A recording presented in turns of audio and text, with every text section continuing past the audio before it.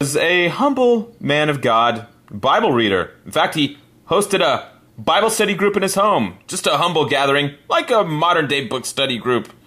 And this book study group was so sincere that out of the entire earth, God chose them to become the Watchtower Society.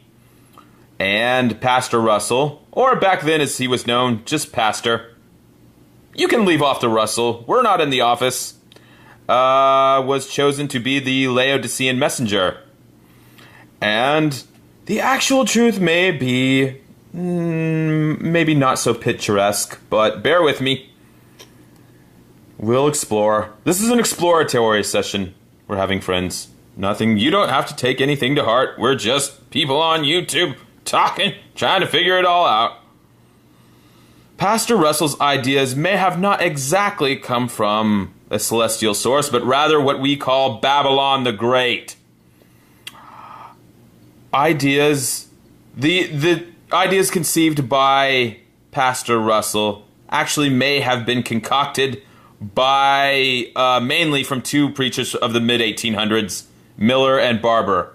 If you haven't heard of William Miller, he is accessible on, you can look him up on Wikipedia.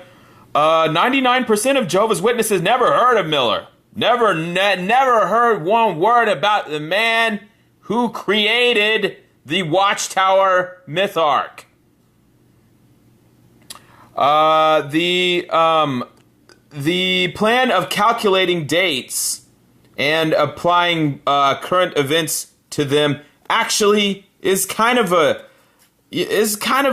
fad that began in the 1800s. There was a lot of wheeler dealers in those times, and there was a lot of trailblazing. It's a new treat offered by Dairy Queen. There was a lot of kind of off the books preacher that were going against the norms, and they were it was a star-fangled thing that captured a lot of people's attention, imaginations. They didn't have American Idol back then, people. They didn't have What Not to Wear on TLC. They had to do something, and they had zany preachers who were exciting people with end-of-the-world predictions, William Miller being the pinnacle of such. He was basically the first guy in modern times to really apply the Daniel and Revelation prophecies and transmit that into actual substantial dates. Many ideas, and more importantly, not the ideas of Watchtower Society, the style.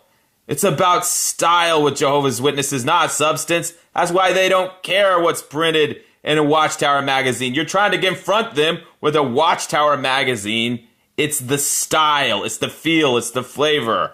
Millerism was a miniature preview of Jehovah's Witnessism. There are many parallels, small scale ones, no big deal, just the great disappointment that ruined thousands of lives. Miller is famous for the day for a year transmorphous. It's the rule that Jehovah's Witnesses operate under, which is, when you break it down, may not be so much of a... They call it the Bible rule of a day for a year, but when you get down to brass tacks, which Jehovah's Witnesses hate getting down to brass tacks, when you do, the rule is actually a... something they made up.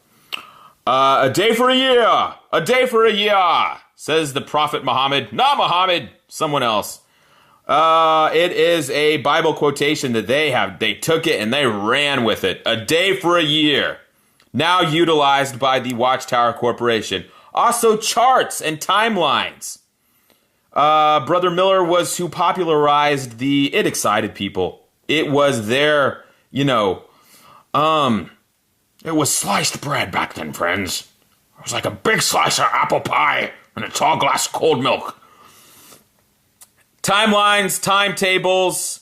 If you do some research into William Miller, go to his Wikipedia page. You're going to see graphs, illustrations from the 1850s that you're going to recognize. They look like they came straight out of a contemporary Watchtower magazine. You're going to be getting déjà vu. Russell was one of his late followers, read his books. Interestingly, though, his fascination with Brother Miller came after the Great Disappointment of 1843. In October 2nd of that year, the hopes and expectations of this Armageddonist group fell through. And it was an eyesore.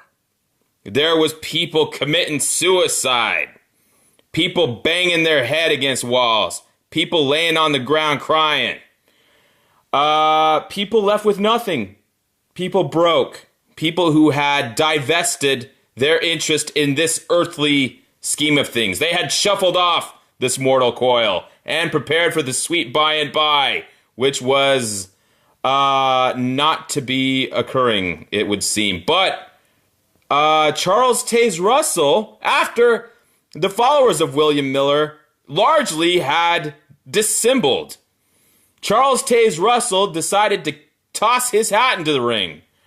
And he was going to go for the gusto. He liked the concept of it. He liked the pictures, the possibilities in the mind, the avenues that were open of deciphering the future, making sense of it through Bible interpretation. Charles Taze Russell being a man fascinated with the occult, fascinated with astrology, speaking in tongues, signs and divinations. And if you're a JW that think light comes from Jah, I invite you to read up on William Miller and see if you recognize his ideas and teachings. Just like Watchtower writers, he had a reckless abandon, an irresponsible way of interpreting the Bible that actually came to destroy many a life and many a family.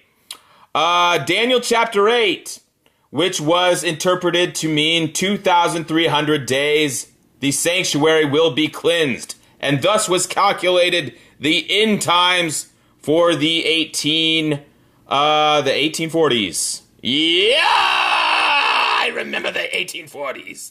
They tickled my fancy.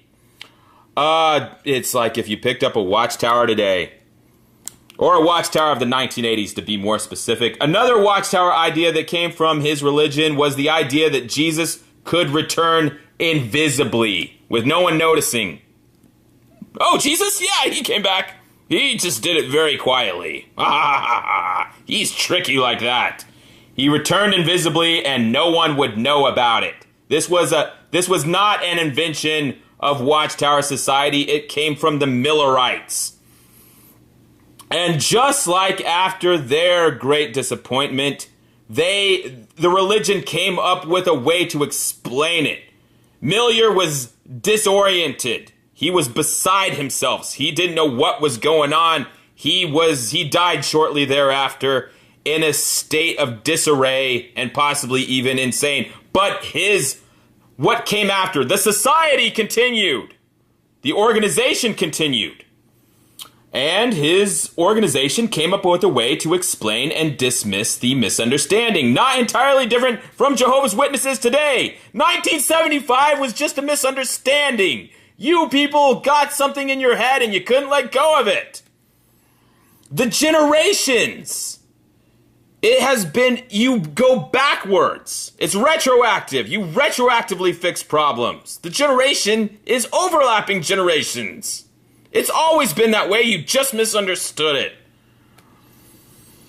Mainstream churches teach Jesus is returning with the power and the glory and the trumpets, and all the tribes and nations of the earth will see it and mourn.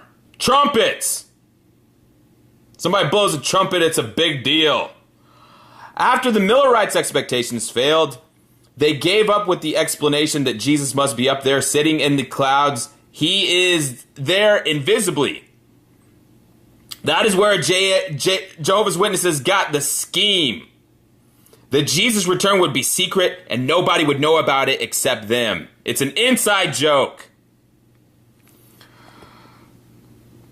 Pastor Russell had a preacher friend named Nelson Barber, and they were kind of like the Hall & Oates of the 19th century. They were, oh, what a duo they were. And they had mustaches and jerry curls. Just kidding. They were the Hall & Oates of the religious world, and they had similar ideas. Both had been followers of the Miller religion. Perhaps not followers, enthusiasts, people fascinated by the idea of it. Miller and Russell were both Freemasons, but whoa, we're not going to go there. We'll leave that one alone, friends. But if you backtrace many Watchtower doctrines, you're going to find out that they originate not in the kingdom of heavens, but in the churches of Babylon. Taze and Barber parted company when Barber rethought the idea of an invisible presence and changed his mind. He recanted and said that doesn't make sense, it's insane. Well, that's where he got disfellowshipped by the Watchtower Home Bible Study Group of the 1870s. They showed his ass the curb. Barber was like Russell, that he continued to concoct dates for the end of the world, the first of which being 1873, which didn't pan out, unfortunately, but he tried again in 1907. Barber also thought that all black people should have one state, live there by themselves. I guess he never heard of Liberia. But I don't know. He gave it a shot, though. Black people, get them together, put them on an island. Not entirely different from Australia, just with black people. Long story short, early Watchtower magazine, it would seem, is a convoluted mixture of assorted teachings and preachings from various churches and preachers, and not the manna from heaven to whence and which and wherefore we Jehovah's Witnesses were led to believe.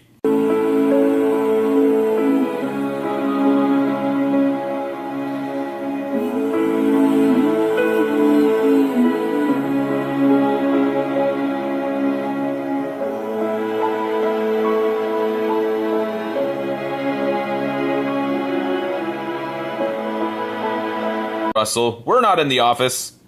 Was chosen to be the Laodicean messenger. And the actual truth may be maybe not so picturesque, but bear with me.